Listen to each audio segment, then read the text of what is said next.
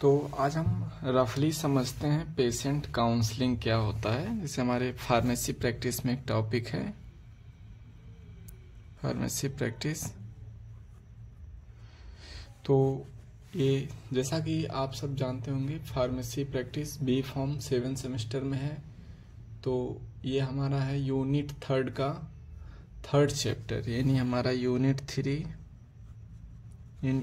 3 का 3rd chapter भी है।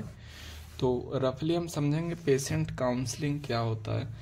तो पेशेंट काउंसलिंग जैसे जो भी होगा, जैसे कोई नर्स हुआ या फार्मासिस्ट, तो जो पेशेंट से कम्युनिकेट करेगा, बात करेगा और पेशेंट से बात करके उसको समझाएगा कि ड्रग कैसे लिया जाता है या फिर ड्रग का रूट ऑफ एडमिनिस्ट्रेशन क्या है, इसका साइड इफ़ेक्ट क्या है और आप ड्रग लेने के बाद कितने देर बाद इसका थेरेपेटिक एक्शन आपके बॉडी में शो करेगा। इसी प्रोसेस को हम लोग पेशेंट काउंसलिंग बोलते हैं। तो नॉर्मली डिफिनेशन समझते हैं, patient counselling is a type of communication process. मतलब ये एक कम्युनिकेशन प्रोसेस होता है in which health care provider communicate with patient. मतलब इसमें हेल्थ केयर प्रोवाइडर जो भी होगा, नर्स होगा, फार्मासिस्ट होगा, वो कम्युनिकेट करेगा पेशेंट से and take advice about the drug information. यानी जो भी कम्युनिकेटर हो जो भी हमारा होगा हेल्थ केयर प्रोवाइडर, जैसे नर्स हुआ, फार्मासिस्ट होगा या फिर फिजिशियंस, तो वो क्या करेंगे कि पेशेंट से कम्युनिकेट करेंगे, बात करेंगे और उन्हें बताएंगे अबाउट द ड्रग इंफॉर्मेशन।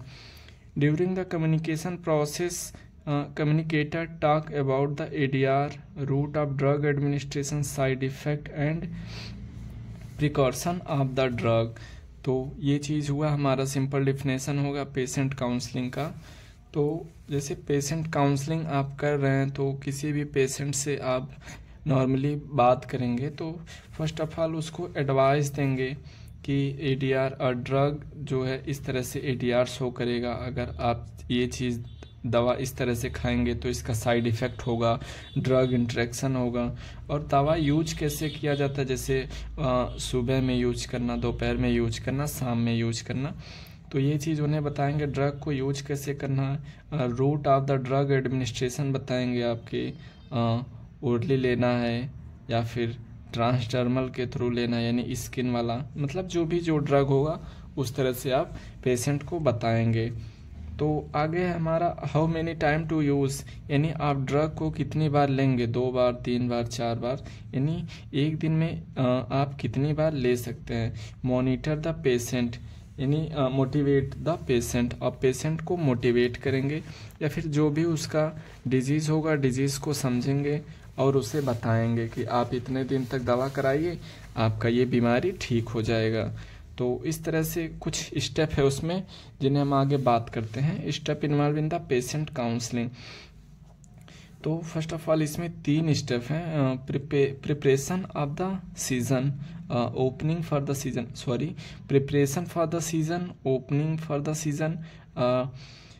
ये हो गया हमारा, थोड़ा कुछ गलत लिखा गया है लेकिन ये है हमारा communication content end of the season. तो फर्स्ट ऑफ ऑल हम समझते हैं कि प्रिपरेशन फॉर द सीजन। तो जैसे कि प्रिपरेशन, आप किसी भी पेशेंट से कम्युनिकेट करेंगे, बात करेंगे, तो पहले हम लोग समझते हैं कि preparation for the season, preparation for the season. तो पहले क्या होगा कि इसमें जो भी पेशेंट रहेगा उसकी आप लैंग्वेज को समझेंगे, उसकी भाषा को समझेंगे कि वो किस भाषा में बोल रहा है, हिंदी, अंग्रेजी, मराठी, बंगाली, जो भी होगा, तो आप उसकी भाषा को समझेंगे, पहला हो गया। और इसमें दूसरा हो गया कि आप एक गुड लिसनर, यानी एक्टिव होकर के आप एक गुड लिसनर की तरह पेशेंट को सुनेंगे। और क्या होगा कि जब आप उसको ध्यानपूर्वक सुनेंगे और आप फ्लेक्सिबल होंगे according to the age of patient, यानी पेशेंट बच्चा है तो आप बच्चों की तरह बात करेंगे, और अगर पेशेंट ओल्ड एज में है तो उन्हें अच्छे से रिस्पेक्ट के साथ बात करेंगे, और उन्हें एक बार अगर नहीं समझ में आया तो आप 2 बार उन्हें समझाएंगे। तो ये चीज़ हुआ हमारा प्रिपरेशन ऑफ द सीजन। दूसरा हमारा इसमें opening of the season, opening of the season, opening of the season, यानी अब जब आप बात कर लेंगे, पेशेंट की बातों को सुन लेंगे, तो दूसरे स्टेप में आप क्या होगा कि first of all introduce to our self, अपने बारे में पेशेंट को बताएंगे कि हम एक फार्मासिस्ट हैं, नर्स हैं, तो introduce our self to the patient. और उसके बाद क्या होगा कि कॉल द पेशेंट नेम, आप पेशेंट को नाम से बुलाएंगे विथ रिस्पेक्टेड, यानी मिस्टर मिसेस।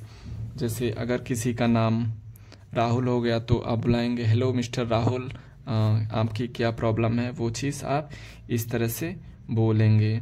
तो यहाँ हो गया मिस्टर और मिसेस करके। उसके बाद फिर आप उनका हाल चाल पूछेंगे, हाल चाल, यानी आप पिछले 2 दिन से 3 दिन से दवा खा रहे हैं, आपको कैसी रिस्पॉन्स आ रही है दवा की, ये चीज़ हुआ। और उसमें जो है आप उनको जो भी होगा इन्फॉर्मेशन उसके बारे में बताएंगे। तो अगला हमारा तीसरा है कि तीसरा हमारा है, सॉरी एक कॉल आने लगा था। तो तीसरा है हमारा कम्युनिकेशन कंटेंट, कम्युनिकेशन कंटेंट। तो जो भी आप कम्युनिकेट करेंगे पेशेंट से, वो सिर्फ हेल्थ से रिलेटेड बात करेंगे, यानी आप जिस पॉइंट पे बात करने के लिए, कम्युनिकेट करने के लिए आए हैं, सिर्फ आपको उसी बात पे आपको कम्युनिकेट करना है। ये नहीं कि आप क्या हाल चाल है आपका, आपकी शादी कहाँ हो रही है, आप हमें बुलाएंगे कि नहीं बुलाएंगे, या आपके घर में क्या चल रहा है, आपके बाहर क्या चल रहा है। नो डिस्कशन अबाउट दिस, आपको सिर्फ बात करनी है उनके हेल्थ से रिलेटेड, यानी कम्युनिकेट करेंगे। और जैसे दवा के बारे में बताएंगे उन्हें कि ये दवा ADR शो करता है, आपको इस तरह से लेना है, आपको दवा किस रूट से लेनी है, आप ये चीज़ खाइए, आपका ड्रग इंटरेक्शन नहीं होगा। और अगली चीज़ हो गई कि आप ये भी बताएंगे कि आपको 5 दिन तक दवा खानी, जिसके बाद आप अच्छे हो जाएंगे। और उन्हें आपको ये भी बताना है कि आपको दवा टाइमली लेनी है। तो अगला हो गया हमारा चौथा, end off season, end off season, यानी जब आप अपनी कम्युनिकेशन प्रोसेस को एंड करेंगे तो आप उन्हें एक बार उनसे पूछेंगे कि जो भी मैंने बताया आपको समझ में आया कि नहीं समझ में आया, यानी फीडबैक लेंगे इस प्रोसेस में, फीडबैक। तो इस प्रोसेस में आप फीडबैक लेंगे पेशेंट से, यानी पेशेंट से पूछेंगे कि मैंने जो भी समझाया आपको समझ में आया कि नहीं आया। और अगर उन्हें ना समझ में आया हो तो आप उन्हें रिपीट करके समझाएं।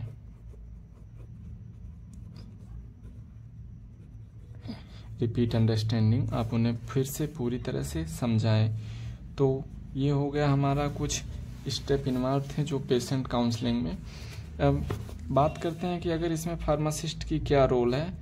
तो फार्मासिस्ट का रोल इसमें ये होता है कि एक फार्मासिस्ट जो है दवा देता है, तो दवा देने के साथ साथ वो बताएगा कि आप दवा इस तरह से खाना है, मतलब यही चीज़ जो भी हम इसमें मेंशन किए हैं कि ड्रग का ADR क्या होगा, उसका साइड इफ़ेक्ट क्या होगा, आपको कौन सी बीमारी है, और ये दवा आपके लिए परफेक्ट है। तो आप सबको हमारा ये वीडियो कैसा लगा हमें कमेंट करके ज़रूर बताएं।